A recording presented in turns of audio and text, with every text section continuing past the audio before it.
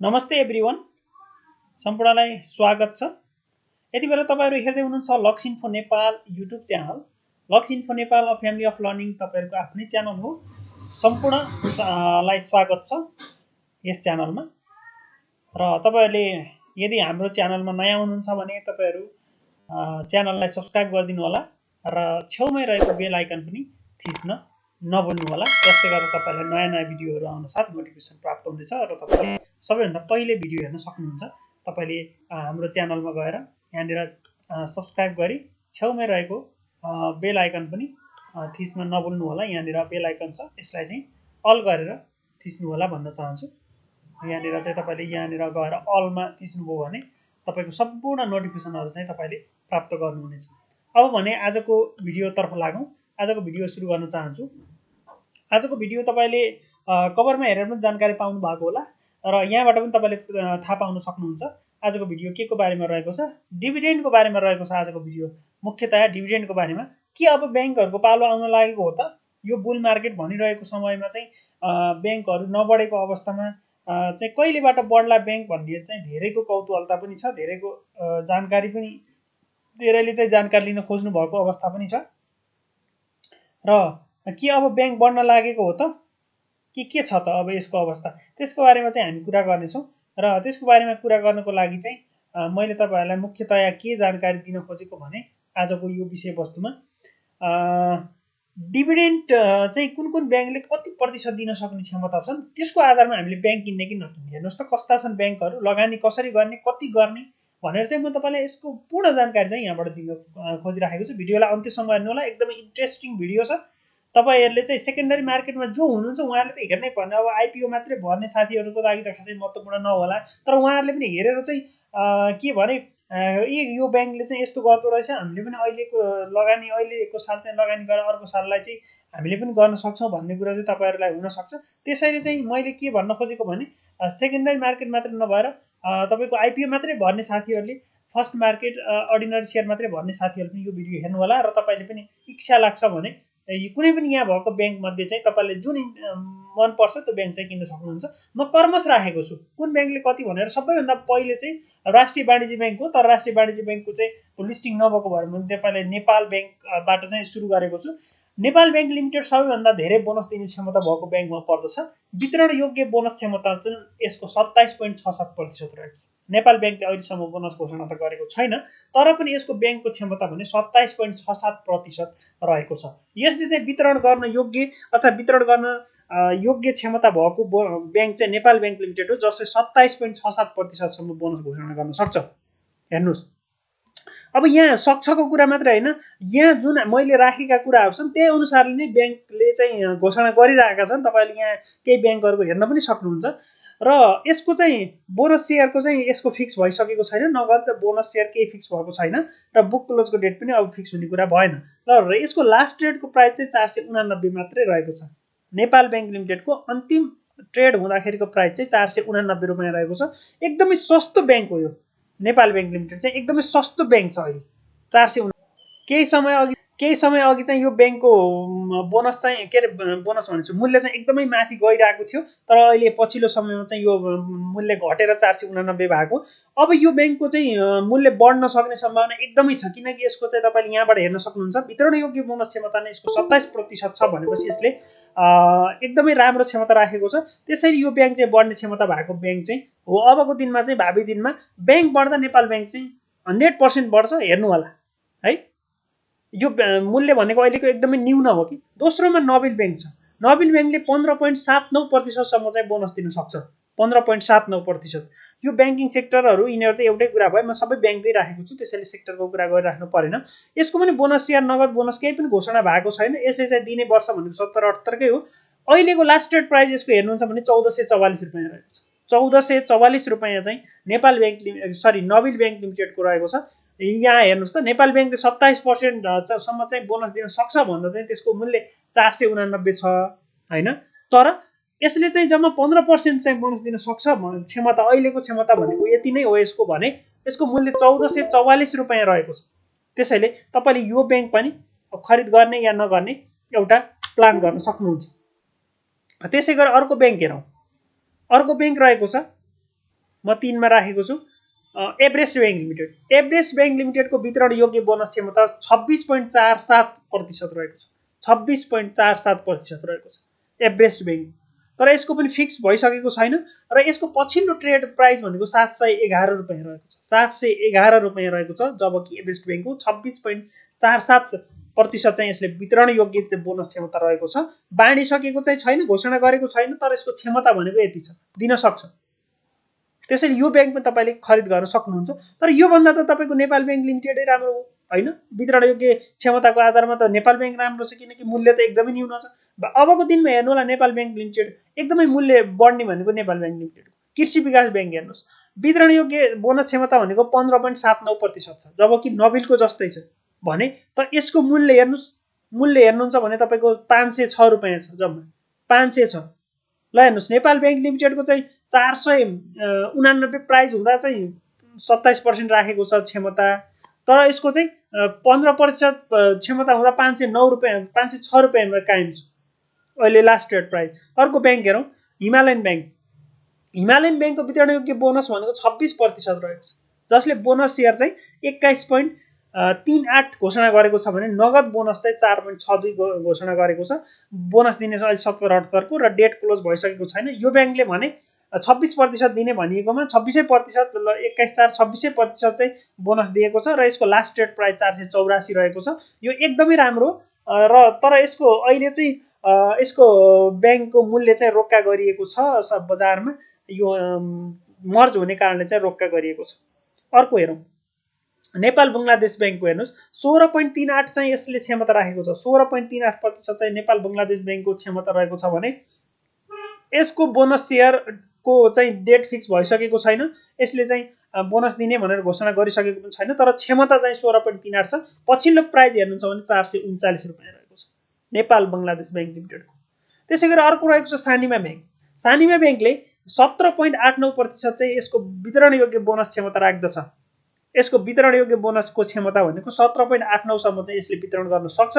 Bonus share 17% र नगद bonus चाहिँ 0.89 गरेर यसले चाहिँ 77-78 को चाहिँ बोनस घोषणा गरिसकेको छ, तर डेट फिक्स भएको छैन। पछिल्लो प्राइस चाहिँ 509 रुपैयाँमा कायम रहेको छ सानिमा बैंक लिमिटेडको। तपाईले यो पनि सेयर खरिद गर्न सक्नुहुन्छ, किनकि यसको बुक क्लोजको डेट चाहिँ यहाँनिर आइसकेको छैन, तर घोषणा भने बोनस सेयर 17 र 0.89 गरेर घोषणा गरिसकेको छ। अर्को कम्पनी हेरौँ, प्राइम बैंक PCBL। प्राइम बैंकले 16.56% चाहिँ बोनस क्षमता दिन सक्छ। यसको क्षमता भनेको 16.56% दिन सक्छ, जुन कि 70-78 को हामीले हेर्ने भनेको 70-78 को जुन चाहिँ वित्तीय विवरण छ, नाफा छ, त्यो अनुसारले यसले दिन सक्ने क्षमता भनेको 16.56% सम्म दिन सक्छ भने यसको पछिल्लो बोनसको चाहिँ केही पनि कुराहरू फिक्स भइसकेको छैन, तर यसले दिन सक्ने क्षमता भनेको 16.56 रहेको छ, जसको लास्ट ट्रेड प्राइस 484 रुपैयाँ रहेको छ। अर्को कम्पनी हेरौँ, NIC Asia bank. NIC Asia बैंकको वितरण योग्य बोनस क्षमता भनेको 16.62% रहेको छ भने यसको बोनस सेयर र नगद लाभांश केही पनि वितरणको लागि डेटाहरू फिक्स भइसकेको छैन र यसले बोनस पनि घोषणा गरिसकेको अवस्था छैन। तर यसले दिन सक्ने क्षमता राख्ने भनेको 16.62% चाहिँ यसले NIC एसिया बैंकले चाहिँ बोनस दिन सक्छ।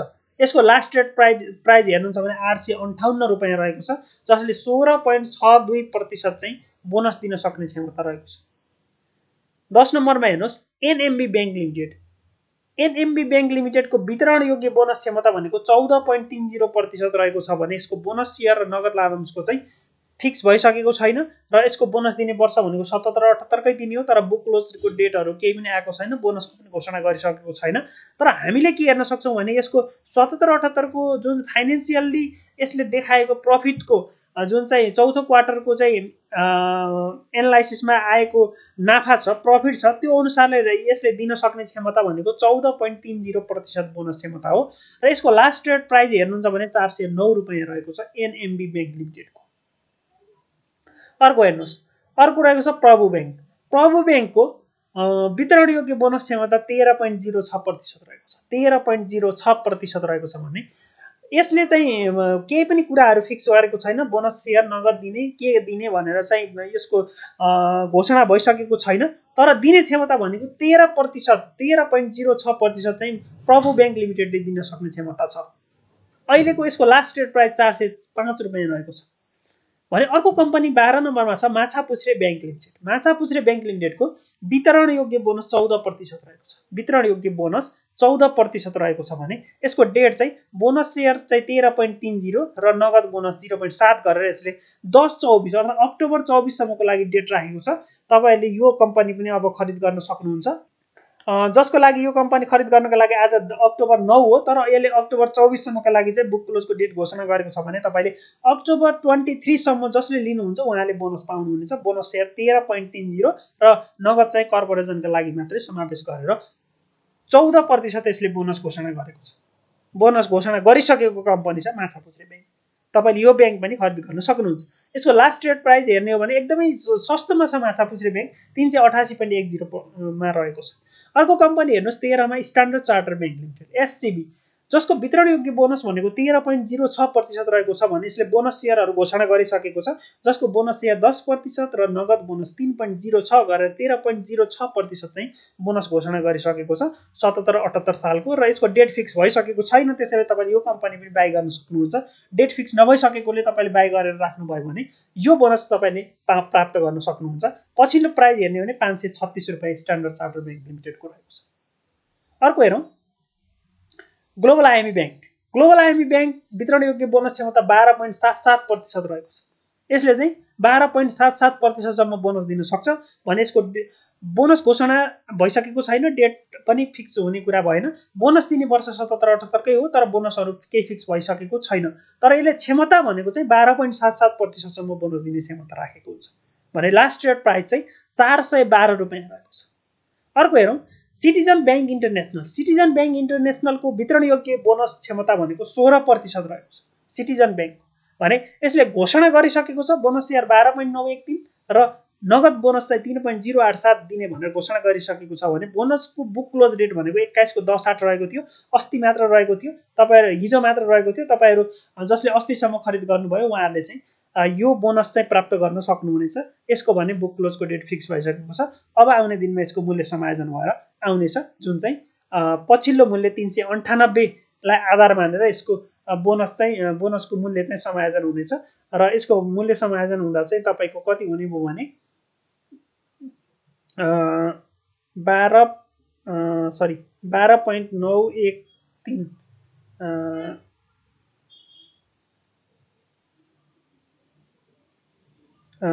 भनेसी तपाईको 1.12 398 अपन 1.12 गरेर 355 जतिमा चाहिँ यसको मूल्य चाहिँ आउने भयो समायोजन हुँदा। त्यसैगरी अर्को रहेको छ 16 मा लक्ष्मी ब्याङ्क लिमिटेड। वितरण योग्य बोनस क्षमता यसको 9.38% रहेको छ ब्याङ्किङमा भने यसको पनि आइसकेको छैन। तपाईले यो कम्पनी पनि खरिद गरेर राख्न सक्नुहुन्छ। यसको चाहिँ 9.38 क्षमता रहेको छ। अब तपाईले यहाँबाट हेरेर पनि थाहा पाइसक्नु भएको छ कुनको कति मूल्य छ भनेर। लक्ष्मी ब्याङ्क लिमिटेडको 342 रुपियाँ चाहिँ पछिल्लो मूल्य रहेको छ। त्यसैगरी अर्को कम्पनी छ bank of Kathmandu. Bank of Kathmandu BOKL को चाहिँ क्षमता वितरण योग्य बोनस क्षमता 11.67% रहेको छ। यो ब्याङ्कले चाहिँ 11.67% सम्म तपाईलाई बोनस दिन सक्छ अहिलेको सालमा 77-78 मा। यसको आइसकेको छैन, घोषणा भइसकेको छैन। तपाईले यो ब्याङ्क पनि बाइ गरेर राख्न सक्नुहुन्छ भने लास्ट ट्रेड प्राइस 340 रुपियाँ रहेको छ। अर्को 18 मा हेर्नु sunrise bank. Sunrise bank SRBL को वितरण योग्य बोनस क्षमता 6.34% रहेको छ 77-78 को। यसले पनि घोषणा गरेको छैन, डेटहरु केही आइसकेको छैन। तपाईले यो कम्पनीमा तपाईले बाइ गरेर राख्न सक्नुहुन्छ। एकदमै न्यूनमा छ, मूल्य 317 मा मात्रै रहेको छ। त्यसैगरी 19 मा हेर्नुस् Nepal investment bank limited. Nepal investment ब्याङ्कले चाहिँ वितरण योग्य बोनस क्षमता 16% सम्म दिन सक्छ। 16% सम्म चाहिँ इन्भेस्टमेन्ट ब्याङ्कले दिन सक्छ भने यसको बोनस सेयर 11.24 आइसकेको छ। नगद बोनस 4.74 गरेर यसले 16% घोषणा गरेको छ भने बुक क्लोजको डेट चाहिँ फिक्स भइसकेको छैन। त्यसैले तपाईले यो कम्पनी बाइ गर्न सक्नुहुन्छ। नेपाल इन्भेस्टमेन्ट ब्याङ्क 16% चाहिँ यसले बोनस दिने भनेर घोषणा गरिसकेको छ। यसको 11.24 बोनस, नगदमा चाहिँ 4.76% चाहिँ आउनेछ। तपाईले यो कम्पनी पनि बाइ गरेर बोनस खान सक्नुहुन्छ। लास्ट डेट प्राइस 460 मा रहेको छ। अर्को कम्पनी हेरौँ 20 मा हेर्नुहोस् मेगा ब्याङ्कले चाहिँ वितरण योग्य बोनस क्षमता 10.34 रहेको छ भने यसको बोनसको घोषणा भइसकेको छैन र त्यसैले तपाईँले यो कम्पनी पनि बाई गरेर राख्न सक्नुहुन्छ।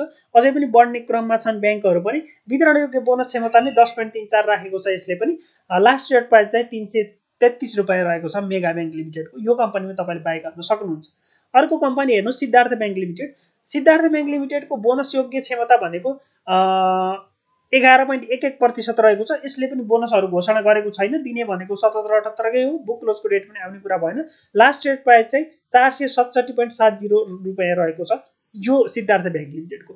अर्को हेर्नुहोस् कुमारी ब्याङ्क। कुमारी ब्याङ्कको चाहिँ वितरण योग्य बोनस क्षमता भनेको 8.67 हो र यसले चाहिँ घोषणा पनि गरेको छ बोनस सेयर 6% र नगद बोनस 2.67 गरेर 8.67 दिने भनेको छ र यसको डेटहरू फिक्स भइसकेको छैन। तपाईँले कुमारी ब्याङ्क पनि 6% बोनसको लागि चाहिँ लिन सक्नुहुन्छ। मूल्य एकदमै न्यून छ 293 मात्रै। अर्को 23 मा हेर्न सक्नुहुन्छ Nepal Credit and Commerce Bank Limited NCCB. वितरण योग्य बोनस क्षमता यसको पनि 6.93% रहेको छ जुन चाहिँ यो प्रफिटको आधारमा हो। यो 77-78 को चौथो क्वार्टरको रिपोर्ट अनुसारको प्रफिटमा आधारित रहेको छ र यसको पनि फिक्स भइसकेको छैन। यो कम्पनीमा तपाईँले बाई गर्न सक्नुहुन्छ र यसको लास्ट ट्रेड प्राइस भनेको 305 रुपियाँ रहेको छ भने।